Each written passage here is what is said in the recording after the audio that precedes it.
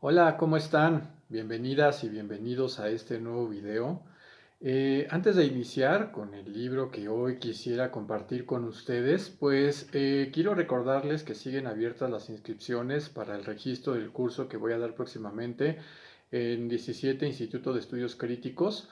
El curso justamente, bueno, tiene que ver con muchos temas que a lo largo de los diferentes videos en el canal he compartido con ustedes, muchos temas. Y bueno, el título propiamente del curso es El giro afectivo de la política, las potencias de lo falso y el acontecimiento sensible. Vamos a estar hablando justamente, bueno, de la dimensión erótica, estética y poética de la política, cuáles son las formas en las que adquiere un carácter político, la sensibilidad, las emociones, los afectos, y bueno, cómo esto de alguna manera está determinando nuestra existencia, nuestro habitar el mundo, ¿no? Entonces, una vez más, como en el video anterior, les dejaré el link para que ustedes puedan ver con mayor detalle el contenido del curso en la descripción de este video y también en el primer comentario. Recordarles nada más que bueno, el curso será del 9 de agosto al 3 de octubre. Entonces, bueno, me parece que va a ser un curso bastante interesante. De todas maneras, ahí, insisto, pueden revisar el contenido, la bibliografía y más o menos darse una idea un poquito más detallada de cuál es el sentido, cuál es el objetivo propiamente del curso. Bueno, hoy quisiera platicar con ustedes en torno a un texto y un autor que digamos que a mí me agrada bastante. Es un autor que me parece que en México es muy poco leído, desafortunadamente, pero a ver, directamente es poco leído, pero indirectamente sí ha sido bastante leído, solo que a veces no prestamos atención a eso. Se trata de José Luis Pardo, que es un filósofo español. ¿Y por qué digo que indirectamente sí lo hemos leído? Porque la mayor parte, no sé si la mayor parte, pero una parte importante de las traducciones de Gilles Deleuze, y particularmente con Guattari en pretextos, pero bueno, de Deleuze en general, ha sido pues precisamente José Luis Pardo. Entonces, cuando nosotros leemos a Deleuze, ¿no? En esas traducciones, pues también estamos leyendo, ¿no? En buena medida a José Luis Pardo. Y bueno, Pardo tiene un texto muy importante sobre Deleuze, a propósito de Deleuze, tal cual, así se llama, ese es el título. Y bueno, varios otros muy importantes, La intimidad, por ejemplo, que en algún momento también hablaremos de ese texto. Pero hoy quisiera compartir con ustedes un texto que fue publicado en 1989 y que para mí es importante resaltar el año en el que fue publicado por los acontecimientos históricos de ese año, justo particularmente la caída del muro de Berlín, ya digamos un poco en el fin del mundo bipolar. eh, y además también porque es una década de mucha transición en términos propiamente de lo que va a tratar este texto que ahora comentaremos, que tiene que ver con el advenimiento ya mucho más claro, explícito, tangible, cotidiano de los medios de comunicación, particularmente de las estrategias de comunicación, estrategias publicitarias en el mundo, ¿no? Cuando menos en Occidente. Ahora bien, es cierto que el análisis, por ser 1989, queda evidentemente en términos de la televisión, particularmente la televisión. Pero lo que es muy interesante es que es un libro sumamente actual. Lo podemos leer ahora y en buena medida mucho de lo que Pardo ya dejaba ver, la crítica que estaba haciendo a la televisión y a la publicidad, tiene que ver mucho con lo que ahora sucede en términos de Internet, de las redes sociodigitales.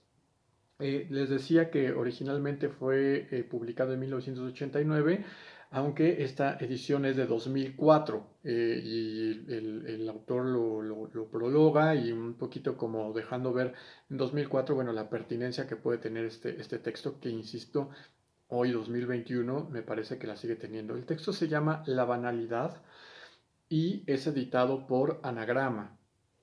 Quisiera comenzar primero justo por el título, ¿no? ¿Por qué la banalidad?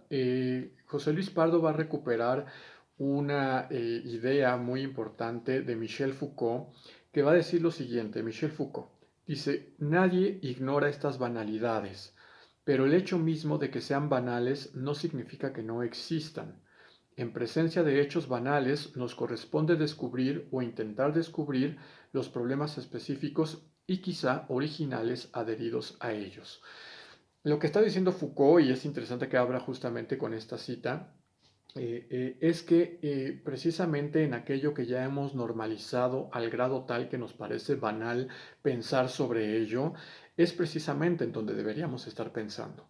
Ese lugar en donde la filosofía, pero también la sociología, la política, tendría que estar mirando y observando y pensando, bueno, ¿por qué este acontecimiento, estos hechos, estos fenómenos han devenido cotidianos, han devenido normales y hasta cierto punto entonces banales, ¿no?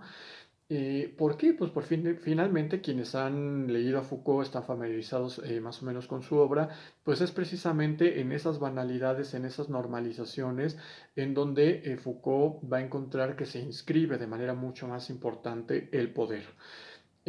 Porque el poder tiene como característica digamos, que en tanto más digamos, su ejercicio sea más efectivo, menos evidente es, ¿no?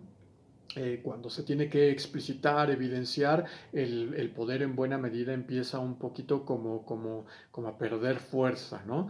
Entonces, es en lo banal, es en lo normal, en lo cotidiano, en lo aparentemente incuestionable, ¿no? En donde precisamente las inscripciones del poder están más fuertes y donde tendríamos que empezar a pensar. Bueno, en ese sentido, la banalidad y los medios de comunicación para José Luis Pardo, pues es precisamente en estas cosas, ¿no? Que incluso hoy por hoy nos pueden parecer eso, banales, como la publicidad, el discurso publicitario, el discurso mercadológico, el discurso del consumo, de la sociedad del consumo, que pareciera que, bueno, el filósofo Pardo, bueno, la filosofía que tendría que estar hablando de los medios de comunicación, ¿no? Aparentemente, qué banalidad.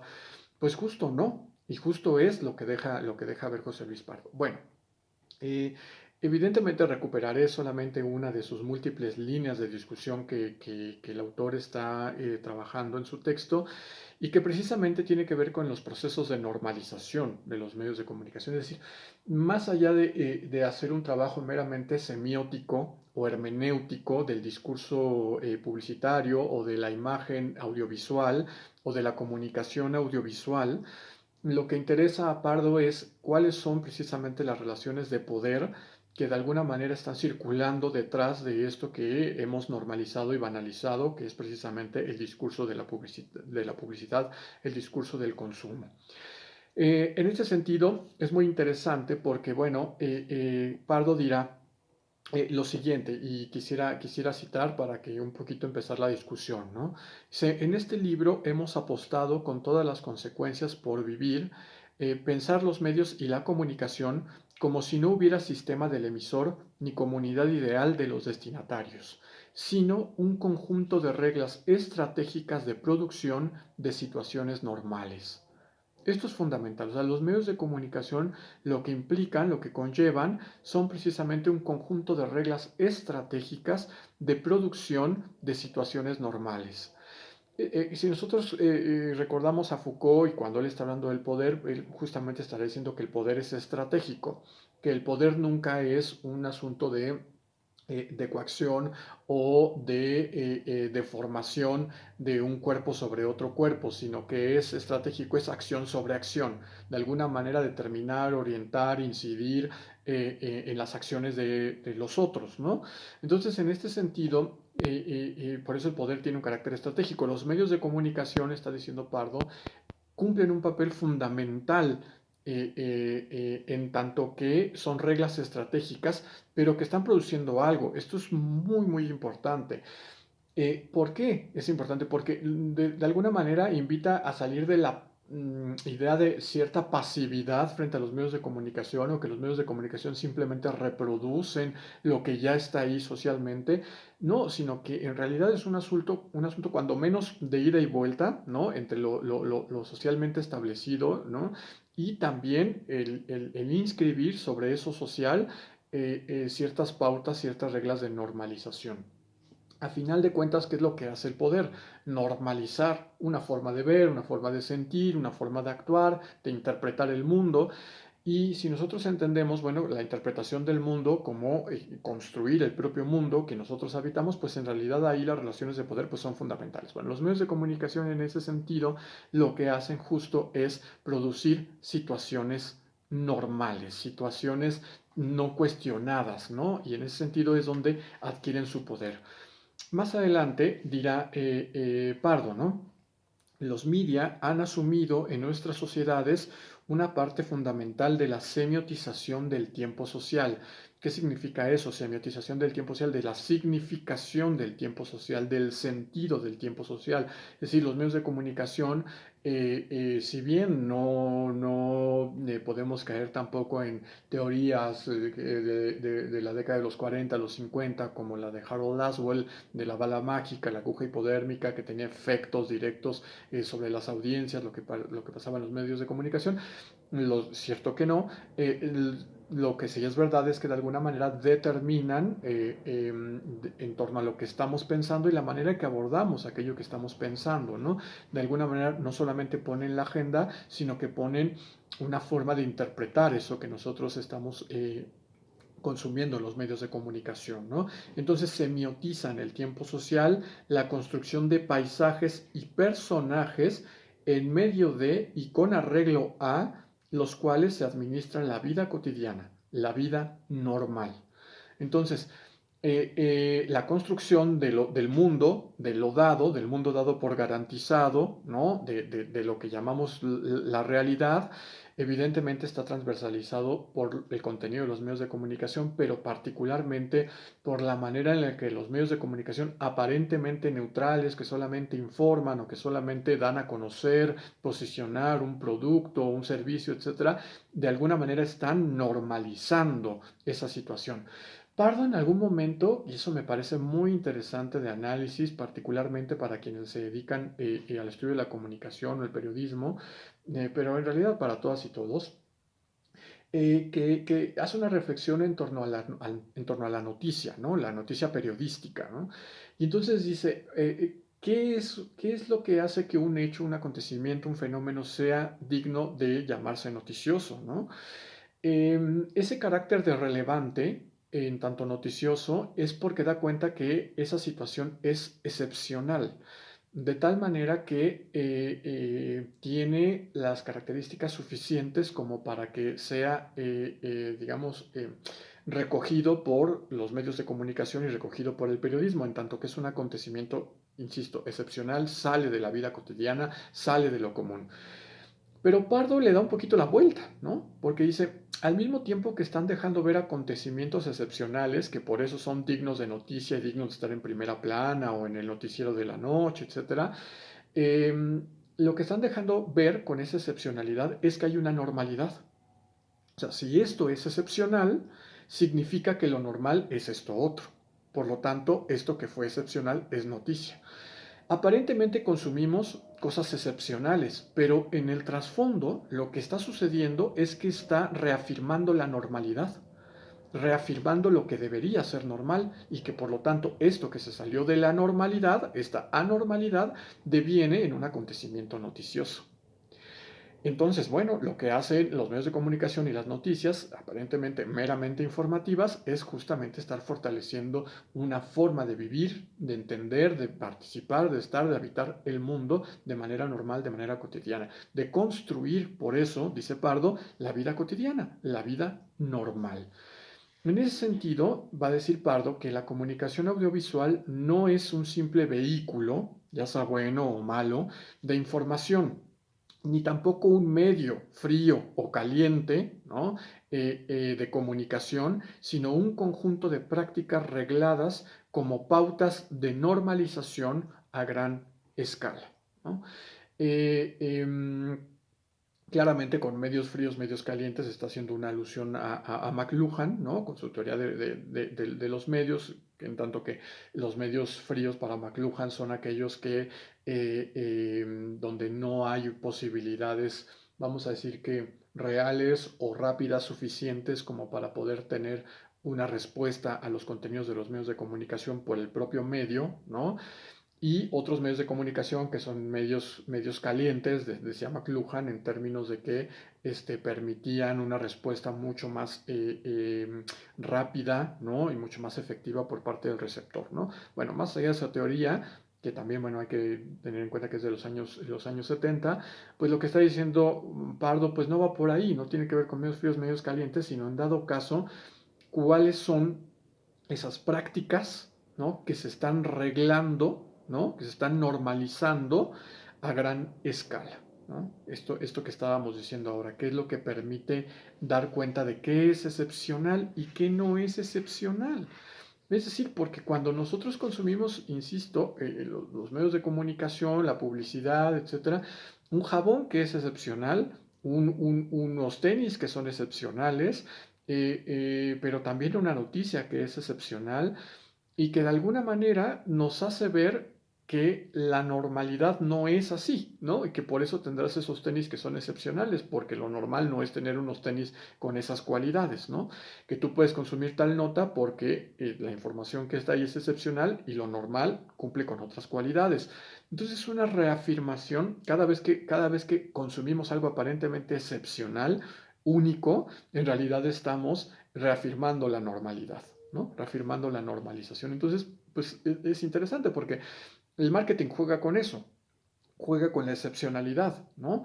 Pero no hace otra cosa que reafirmar lo normal, que reafirmar la situación normalizada. Bueno, en ese sentido entonces, en esta relación del emisor y el receptor, una relación de interlocutores, la tesis, quizá, o una de las tesis centrales para no hacer una interpretación unívoca del texto, es la siguiente, ¿no? Del texto de Pardo. Dice, siempre que alguien pretende que su interlocutor se contradice, está haciendo una crítica a Habermas y a Otto Appel, ¿no? En términos de qué es ético, qué no es ético, qué es posible, qué no es posible en comunicación, qué es correcto, qué es incorrecto. Entonces, cada vez que alguien dice qué es posible, qué no es posible, qué es correcto, qué es incorrecto, qué es normal y qué no es normal, está sucediendo algo ahí, que no es tan simple. Entonces, dice, siempre que alguien pretende que su interlocutor se contradice, que dice lo que no se puede decir, ¿no? Esto tiene sentido, esto no tiene sentido, está intentando imponer un determinado esquema de interpretación como el único universalmente válido. O sea, si alguien te dice, es que esto se puede decir, esto no se puede decir, esto es correcto, esto es incorrecto, esto es una interpretación correcta, esto es una interpretación incorrecta, pues no solamente está diciendo que algo es o no es, sino te está diciendo que sí es correcto, que sí es normal y que sí se puede decir. Eh, y por lo tanto, el único desde el que está dispuesto a hablar y el único sobre el que no está dispuesto a discutir. O sea, cuando alguien dice esto es lo correcto, esto es lo posible, está diciendo es indiscutible, porque es normal, porque es cotidiano, porque está ahí y no vamos a ponernos a discutir lo normal, lo cotidiano, ¿no? Pero cuidado, porque ahí hay relaciones evidentemente de poder, de normalización. Bueno, cuando además basa sus razones, el interlocutor, en una prohibición que esconde su arbitrariedad moral en una presunta ley lógica, ¿no? Disfrazando la intolerancia de imposibilidad, o sea, esto es lógico, esto no es lógico, pero es una forma de intolerancia de lo que es decible y lo que no es decible, está cerrando su discurso al único principio pragmático que rige la comunicación, a saber, dice Pardo, que siempre es posible otra interpretación que invente un nuevo sentido y desde la cual la contradicción se reduzca a paradoja. Entonces, todo aquello que bajo un interlocutor que establece qué es normal o qué es anormal, justamente genera una contradicción, pero es una contradicción equívoca para quien establece qué es lo normal y qué es lo correcto. Pero al decir que es equívoco, justamente está cerrando este carácter pragmático de la comunicación, que es la posibilidad siempre abierta, siempre latente, de que exista otra interpretación y muchas otras interpretaciones del acontecimiento de comunicación, del acontecimiento informativo, de la interpretación de un fenómeno, de la interpretación del mundo. Entonces, en ese sentido, cierra, ¿no? Esas posibilidades. El llamado que hace Pardo es justo cuando nos enfrentamos con la publicidad que normaliza qué productos son para qué tipo de personas, quién los debe consumir, quién no puede consumirlos, etc, etc, etc.